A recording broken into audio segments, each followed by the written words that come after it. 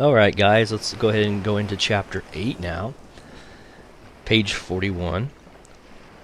The wind blew strong as we climbed the trail, covering the mesa with sand that sifted around our legs and shut out the sky. Since it was not possible to find our way back, we took shelter among some rocks. We stayed there until night fell. Then the wind lessened and the moon came out, and by its light we reached the village.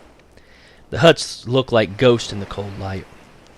As we neared them, I heard a strange sound like that of running feet.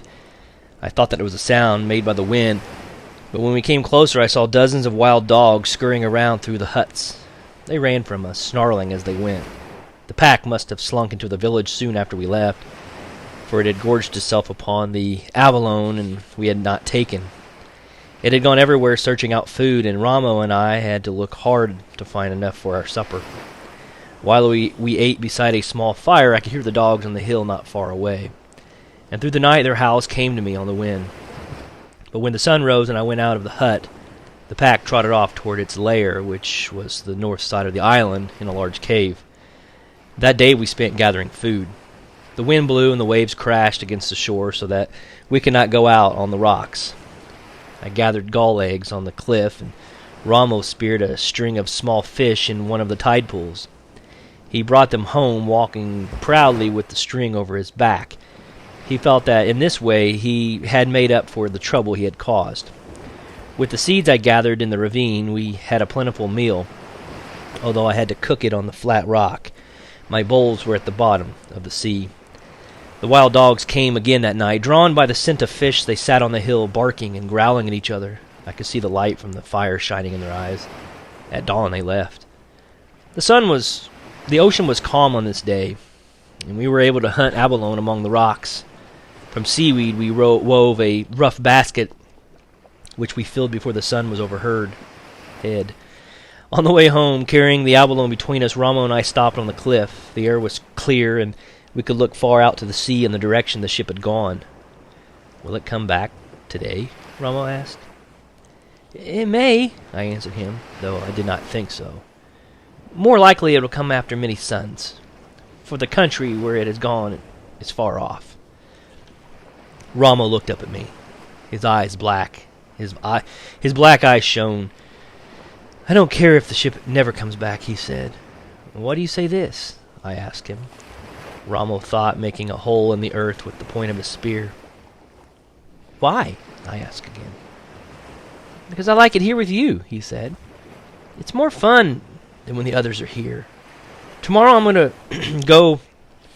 to where the canoes are hidden and bring one back to Coral Cove. We'll use it to fish in and to go looking around the island. They are too heavy for you to put in water. You'll see."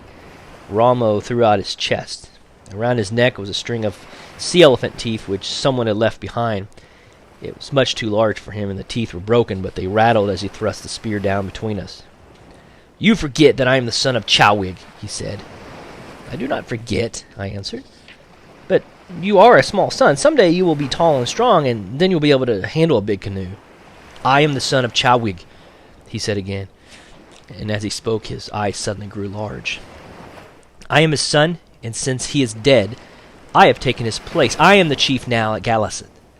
All of my wishes must be obeyed.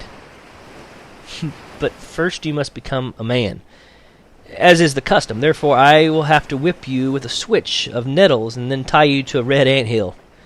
Ramo grew pale.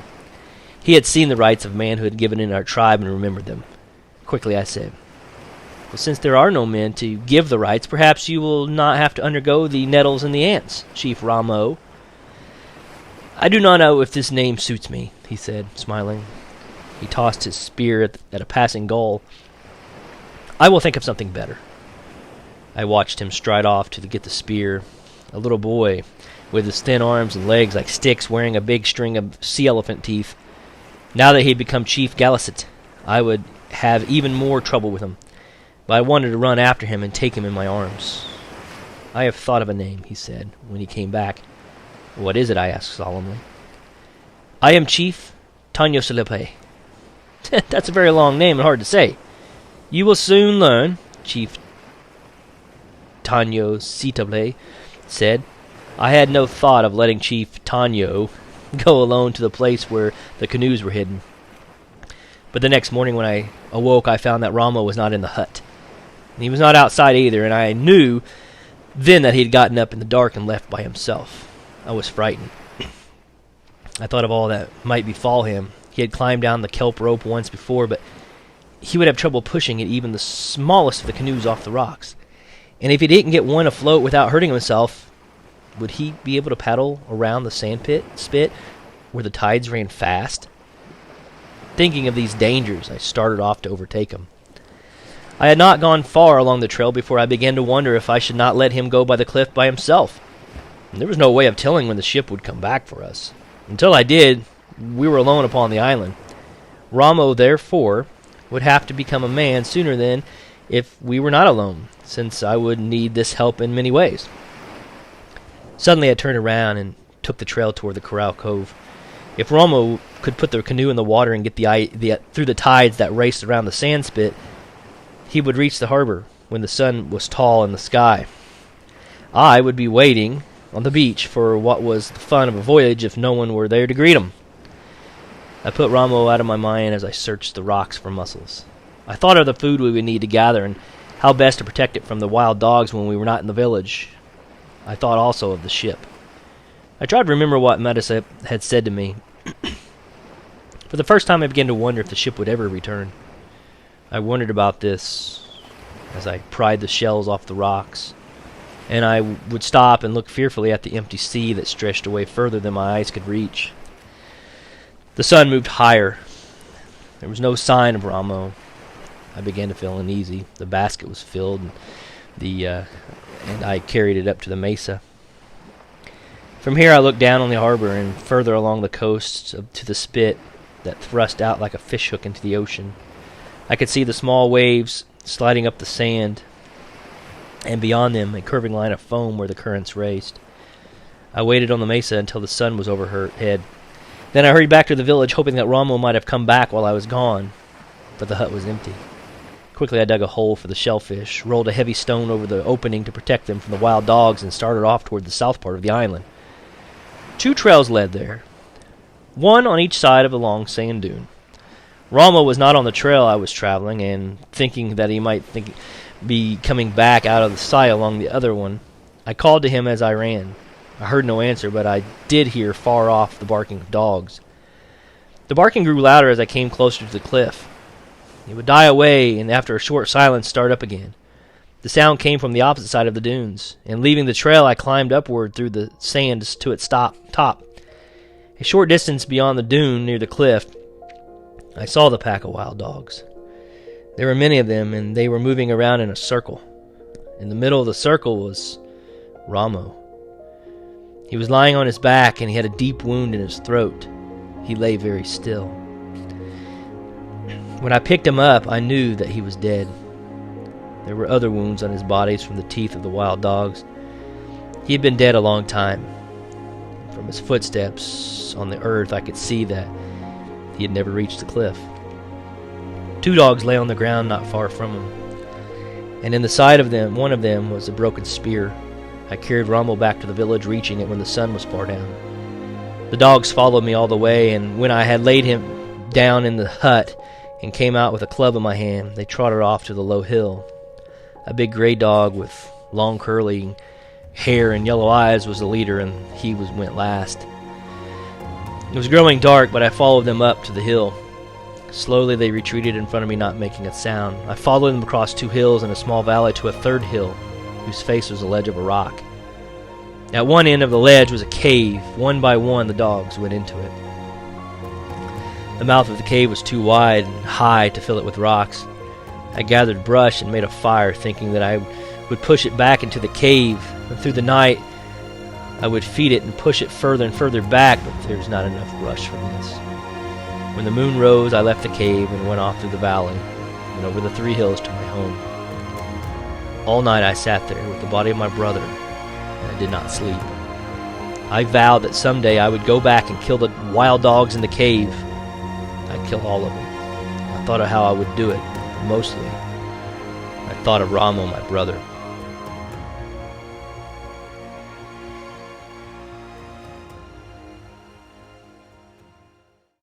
Chapter 9, page 49. I did not remember much of this time, except that many suns rose and set. I thought about what I was going to do now that I was alone. I did not leave the village. Not until I'd eaten all the abalones did I leave, and then only to gather more.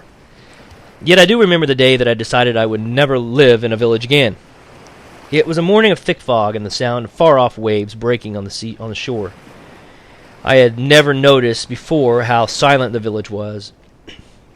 Fog crept in and out of the empty huts. It made shapes as if it drifted, and it reminded me of all the people who were dead and those who were gone. The noise of the surf seemed to be their voices speaking. I sat for a long time seeing these shapes and hearing the voices until the sun came out and the fog vanished. Then I made a fire against the wall of the house. When it was burned to the earth, I started a fire in another house. Thus, one by one, I destroyed them all, so that there were only ashes left to mark the village of Gallicet. There was nothing to take away with me except a basket of food. I therefore traveled fast, and before night fell I reached the place where I had decided to live until the ship returned. This place lay on a headland, a half league to the west of Coral Cove. There was a large rock on that headland and 2 stunted trees, and behind the rock was a clear place about 10 steps across, which was sheltered from the wind, from which I could see the harbor and the ocean. A spring of water flowed from a ravine nearby. That night I climbed onto the rock to sleep. It was flat on top and wide enough for me to stretch out. Also, it was so high from the ground that I did not need to fear the wild dogs while I was sleeping. I had not seen them again since the day that they had killed Ramo, but I was sure they would soon come to my new camp. The rock was also a safe place to store the food I had brought with me and everything I should gather. Since it was still winter and any day the ship might return, there was no use to store food I would not need. This gave me the time to make weapons to protect myself from the dogs, which I felt would sometime attack me, to kill them all, one by one. I had a club I found in one of the huts, but I needed a bow and arrows and a large spear. The spear which had taken from the slain dog was too small. It was good for spearing fish and little else. The laws of Gallicet forbade the making of weapons by women of the tribe, so I went out to search for any that might have been left behind. I went first to where the village had been and sifted the ashes for spearheads, and then, finding none, to the place where the canoes were hidden, believing that weapons might have been stored there with the food and water. I found nothing in the canoes under the cliff. Then, remembering the chest the Aleuts had brought to shore, I set out for Coral Cove. I had seen that chest on the beach during the battle, but I didn't remember that the hunters had taken it with them when they fled. The beach was empty except for rows of seaweed washed in by the storm. The tide was out, and I looked in the place where the chest had lain. It was just below the ledge Eulapi and I stood on while we watched the battle. The sand was smooth, and I dug many small holes with a stick. I dug in a wide circle, thinking that the storm might have covered it with sand. Near the center of the circle, the stick hit something hard, which I was sure was a rock, but as I dug deeper with my hands, I saw that it was a black lid of the chest. All morning I worked, moving the sand away. The chest lay deep from the washing of the waves, and I did not try to dig it out, but only so I could just raise the lid. As the sun rose high, the tide came rushing up the beach and filled the hole with sand. Each wave covered the chest deeper until it was completely hidden. I stood on the place, bracing myself against the wave so that I would not have to look for it again. When the tide turned, I began to dig with my feet, working them down, and then with my hands. The chest was filled with beads and bracelets and earrings of many colors. I forgot about the spearheads I had come for. I held each of the trinkets to the sun, turning them so that they caught the light. I put on the longest string of beads, which were blue, and a pair of blue bracelets, which exactly fitted my wrist. I walked down the shore, admiring myself. I walked the whole length of the cove. The beads and the bracelets made tinkling sounds. I felt like the bride of a chief as I walked there by the waves. I came to the foot of the trail where the battle had been fought. Suddenly I remembered those who had died there, and the men who had brought the jewels I was wearing. And remember, this is on page 53. I went back to the chest. For a long time I stood beside it, looking at the bracelets and the beads hanging from my neck, so beautiful and bright in the sun. "They do not belong to the Aleuts," I said. "They belong to me." But even as I said this, I knew that I would never wear them. One by one I took them off. I also took the rest of the beads from the chest, and I walked through the waves and flung them all far away, out into the deep water. There were no iron spearheads in the chest. I closed the lid and covered it with sand. I looked along the bottom of the trail, but finding nothing there that I could use, gave up my search. For many days I did not think of the weapons again, not until the wild dogs came out one night and sat under the rock and howled. They were gone at daylight, but not far. During the day I could see them slinking through the brush, watching me. That night they came back to the headland. I had buried what was left of my supper, but they dug it up, snarling and fighting among themselves over the scraps. Then they began to pace back and forth at the foot of the rock, sniffing the air, for they could smell my tracks and knew that I was somewhere near. For a long time I lay on the rock while they trotted around below me. The rock was high and they could not climb it, but I was still fearful. As I lay there, I wondered what would happen to me if I went against the law of their tribe, which forbade me the making of my weapons by women. If I did not think of it at all and made those things which I must have to protect myself, would the four winds blow in from the four directions of the world and smother me as I made the weapons? Or would the earth tremble, as I said, and bury me beneath the falling rocks? Or, as others said, would the sea rise over the island in a terrible flood?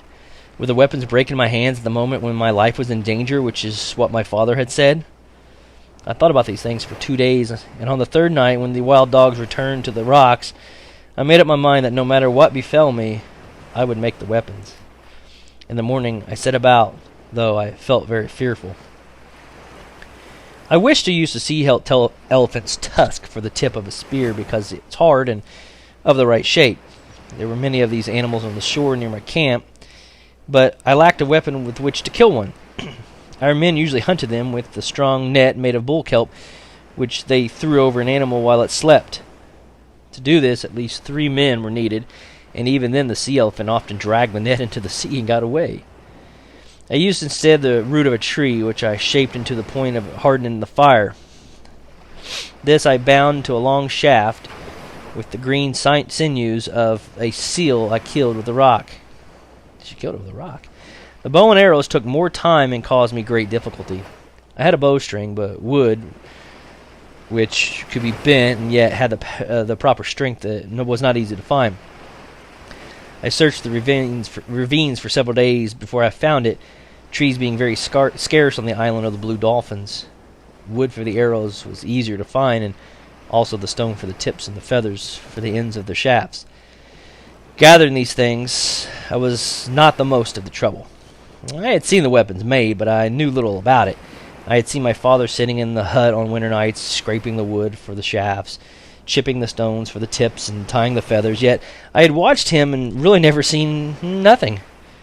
I had watched, but not with the eye of one who would ever do it.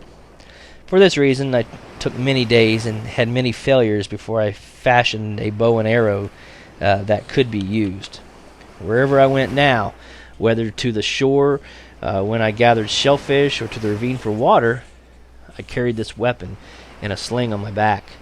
I practiced with it, and also with the spear. The dogs did not come to the camp during the time I was making the weapons, though every night I could hear them howling. Once after the weapons were made, I saw the leader of the pack, the one with the gray hair and the yellow eyes, watching me from the brush. I had gone to the ravine for water, and he stood on the hill above the spring, looking down at me. He stood very quiet, with only his head showing over the top of the cholla bush. He was too far away from me to reach him with an arrow. Wherever I went during the day, I felt secure with my new weapons, and I waited patiently for the time when I could use them against the wild dogs that had killed Ramo. I did not go into the cave where they had their lair, since I was sure that they would soon come to my camp. Yet every night I climbed onto the rock to sleep. At the first night I spent there, which was uncomfortable because of the uneven places in the rock, I carried dry seaweed up from the beach and made myself a bed. It was a pleasant place to stay, there on the headland. The stars were bright overhead, and I lay and counted the ones I knew, and I gave names to many that I did not know. In the morning, the gulls flew out from their nest in the crevices of the cliff.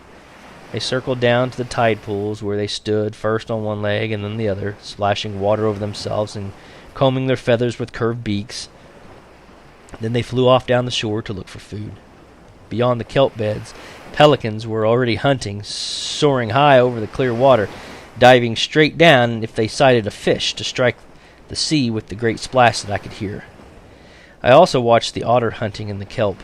These shy little animals had come back soon after the Aleuts had left, and now they seemed to be, as many as them before. The early morning sun shone like gold on their glossy pelts.